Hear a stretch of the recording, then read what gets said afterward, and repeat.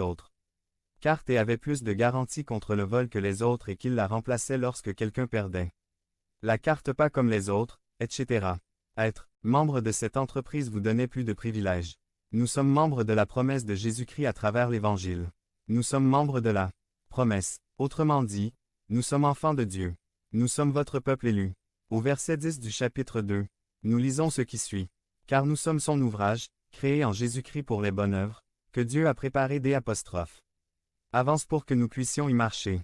Nous avons le privilège de participer. J'ai un oncle aux États-Unis qui est très riche. Il est l'un des premiers médecins dans sa spécialité. Il est respecté par de nombreux médecins du monde entier. Il travaille de longues heures pendant une semaine. Lorsque je lui rendais visite, il devait toujours se rendre à l'hôpital lors de notre visite pour prendre soin de ses patients. Ce type est membre d'un club qui n'est pas accessible à tout le monde. C'est probablement, comme le Centenario de Mariscal Lopez. Mon oncle paie beaucoup d'argent chaque année pour que lui et sa famille puissent utiliser ce club. Le club dispose de courts de tennis, de terrains de golf, d'appareils de musculation, de services de massage, d'un sauna, d'une piscine, de salons de coiffure et d'un restaurant très sophistiqué.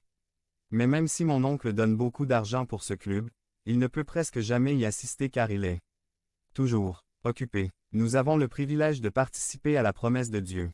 Nous sommes choisis par Dieu. Dieu a préparé à l'avance les bonnes œuvres afin que nous puissions y marcher. C'est comme si vous étiez membre du club le plus sophistiqué du monde. Ma question ce matin est la suivante. Profitez-vous de votre adhésion, ou comme mon oncle, êtes-vous si occupé avec autre chose? Mes amis, nous avons parlé du fait que nous sommes bénis par Dieu. Nous avons mentionné qu'il est possible que nous ayons manqué une bénédiction plus profonde. J'espère que vous prenez les mesures nécessaires pour expérimenter cette bénédiction plus profonde. Je sais que je le fais maintenant. Nous avons parlé du fait que nous avons changé. Nous ne sommes pas morts. Nous ne marchons pas dans le péché. Nous ne sommes pas des enfants de colère. Je me rends compte grâce à notre étude que notre combat réside dans le fait que nous vivons une fausse croyance sur nous-mêmes. Nous sommes des enfants de Dieu créés par sa bénédiction.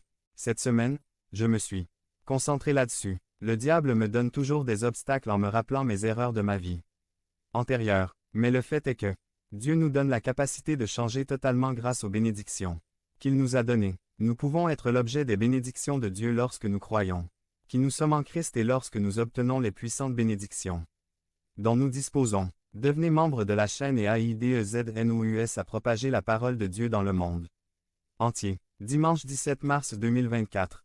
P4. Profitez-vous du privilège de participation que vous avez en Christ. A. Appréciez-vous la relation intime qui est possible grâce à votre étude quotidienne et votre prière avec